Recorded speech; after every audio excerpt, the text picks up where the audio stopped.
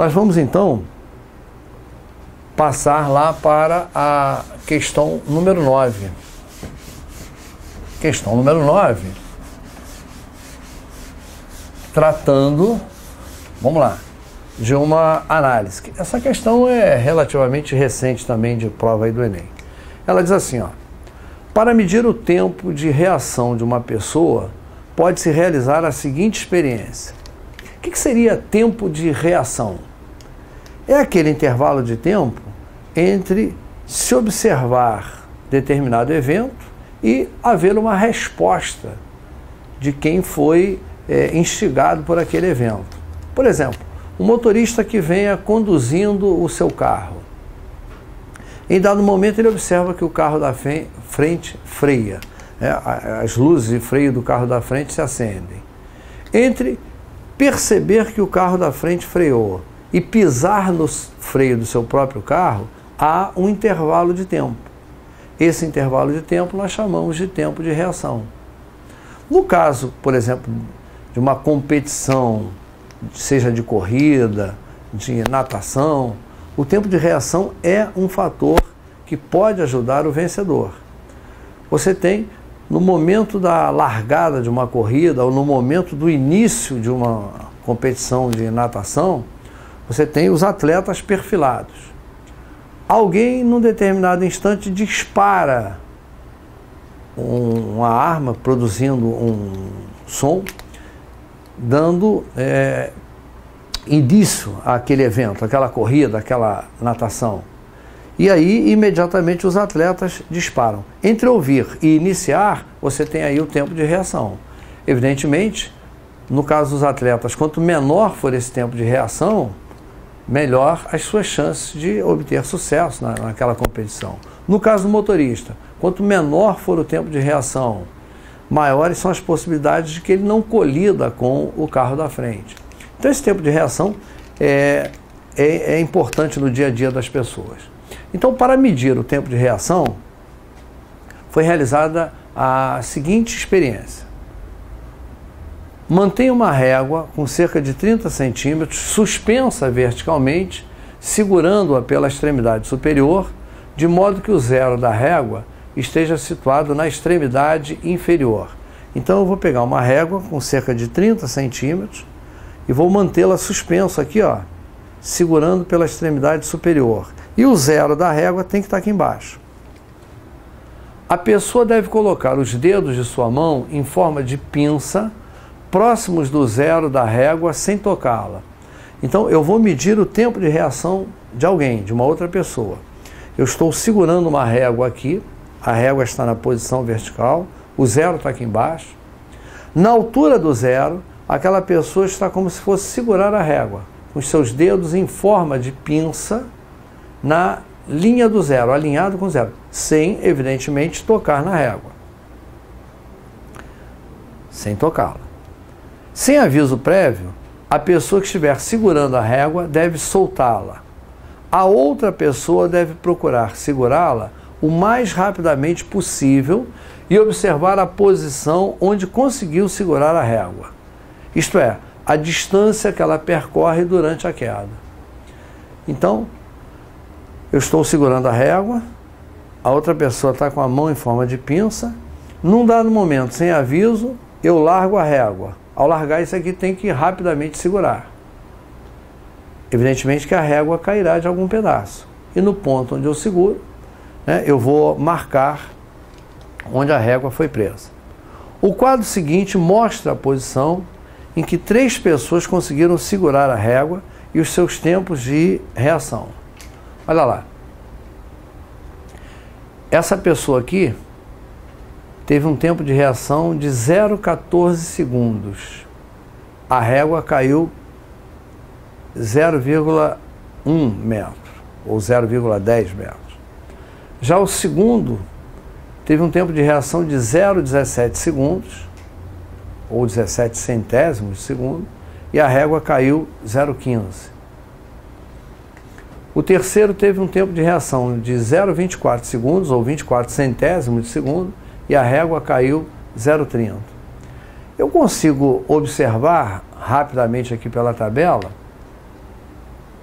que de 0,14 para 0,24, o tempo quase dobrou. Se chegasse a 0,28 seria o dobro. Ele quase se aproximou do dobro desse valor. E, no entanto, a distância percorrida triplicou. Então, eu observo que há uma relação crescente entre a distância percorrida e o tempo de reação. Vamos lá. A distância percorrida pela régua aumenta mais rapidamente que o tempo de reação. Então ele cita exatamente isso. A distância percorrida pela régua aumenta mais rapidamente do que o tempo de reação. Vejam, para um tempo de reação de 14 centésimos de segundos, 0,10. Ele aumenta 3 centésimos de segundos e a distância aumenta 0,05. Ele aumenta 10 centésimos de segundo e a distância aumenta 0,20. A distância percorrida aumenta mais do que o tempo. Será que há alguma explicação para isso? Sim. Qual é a explicação? A régua está sendo puxada para baixo por quem? Na hora que eu largo a régua, ela é puxada para baixo por ação da gravidade. A gravidade acelera os corpos. E a distância percorrida num movimento uniformemente variado, como é o caso da queda livre, ela aumenta numa proporção maior do que o tempo. Então, analisando as alternativas que ele me oferece aqui, por que a distância percorrida aumenta mais rapidamente que o tempo? Porque a energia mecânica da régua aumenta, o que faz cair mais rapidamente? Não. A régua que a pessoa está segurando aqui tem energia mecânica, ela tem o que nós chamamos de energia potencial gravitacional. Se eu largo a régua, essa energia potencial tende a se converter em energia cinética, mas não há uma tendência de aumento da energia. Então, essa afirmação A, ela é uma afirmação totalmente errada. A resistência do ar aumenta, o que faz a régua cair com menor velocidade. No caso aqui, como se trata de uma queda relativamente pequena, a resistência do ar pode perfeitamente ser desprezada.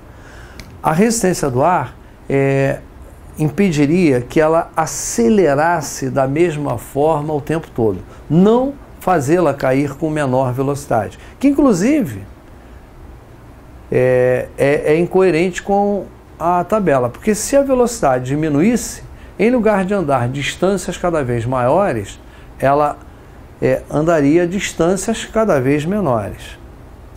A aceleração de queda da régua varia. Olha, já errou aqui. Quem é a aceleração de queda da régua? É a gravidade. Ela é acelerada pela gravidade. E a aceleração da gravidade, ela não é variável. Ela esteja no início, no meio, no final do movimento, ela vale sempre cerca de 10 metros por segundo ao quadrado. Então, alternativa D errada. A força-peso da régua tem valor constante, o que gera movimento acelerado. Na verdade, a força-peso ou a força gravitacional é quem está puxando a régua para baixo. Essa força não muda de valor, ela é constante, então ela acelera a régua, fazendo com que, à medida que o tempo passa, as distâncias percorridas sejam cada vez maiores. Esta, sim, letra D de dado, responde adequadamente à nossa questão. Amigos do Gabarito Enem, temos aqui mais um conjunto de questões mais variadas do Enem, para que nós possamos continuar aí o nosso bloco de análise de assuntos diversos.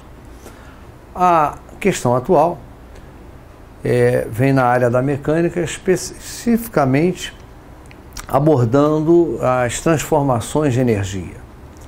Então o texto diz que uma das modalidades presentes nas Olimpíadas é o salto com vara. As etapas dos saltos de um atleta estão representadas na figura.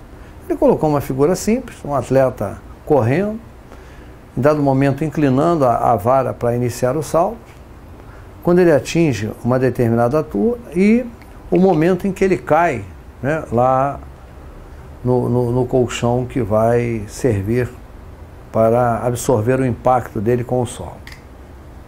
Desprezando-se as forças dissipativas, quer dizer, as formas todas possíveis de resistência do ar, atrito, para que o salto atinja a maior altura possível. Então aqui eu tenho o ponto-chave da questão. Para que o salto atinja a maior altura possível, ou seja, o máximo de energia seja conservada, é necessário que... Vamos voltar lá na figura? Quando nós fomos lá na figura, nós vimos o atleta inicialmente correndo. Esse atleta inicialmente correndo, ele apresenta que forma de energia? Ele tem o que nós chamamos de energia cinética. Energia cinética. Nesse momento aqui, em que ele inclina a vara para realizar o salto, ele ainda apresenta energia cinética, ele está correndo. Se a vara começasse a flexionar ali, nós poderíamos também incluir a chamada energia potencial elástica da vara, que é o que acontece na prática e que aqui na questão não foi de certa maneira mencionada. Esse atleta então sobe, isso faz com que a sua energia cinética se converta em energia potencial gravitacional. Ora, se eu quero o maior aproveitamento possível, o ideal é que eu tenha o máximo de energia cinética aqui no solo, se convertendo em energia potencial gravitacional. A energia cinética, ela está relacionada à velocidade do atleta. A energia cinética, eu vou escrever aqui a expressão, ela é medida pela relação mv² sobre 2.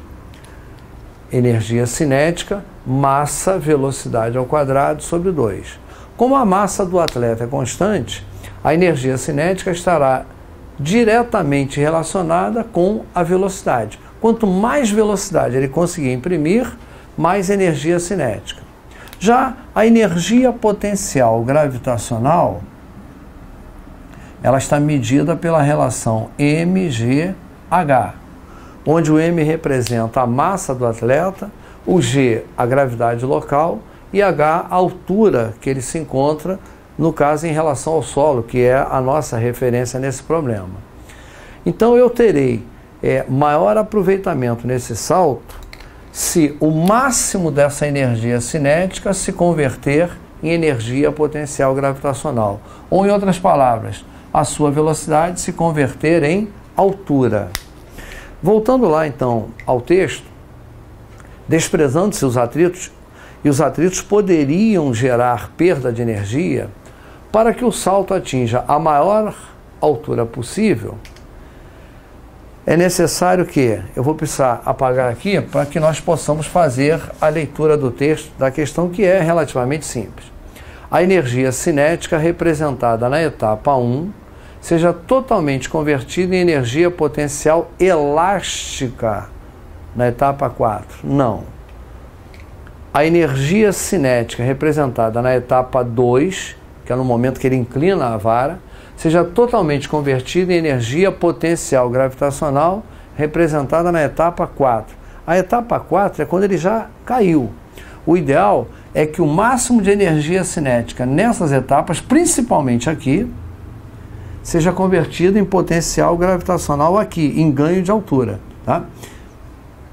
Então, vamos lá.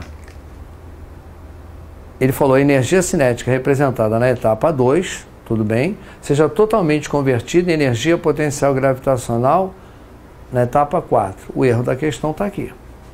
A energia cinética representada na etapa 1 seja totalmente convertida em energia potencial gravitacional na etapa 3. Isso, aí sim, aí sim.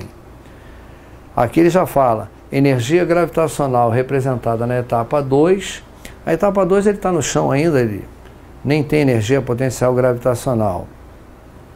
E aqui a mesma coisa, fala energia potencial na etapa 1. Portanto, alternativa correta, letra C.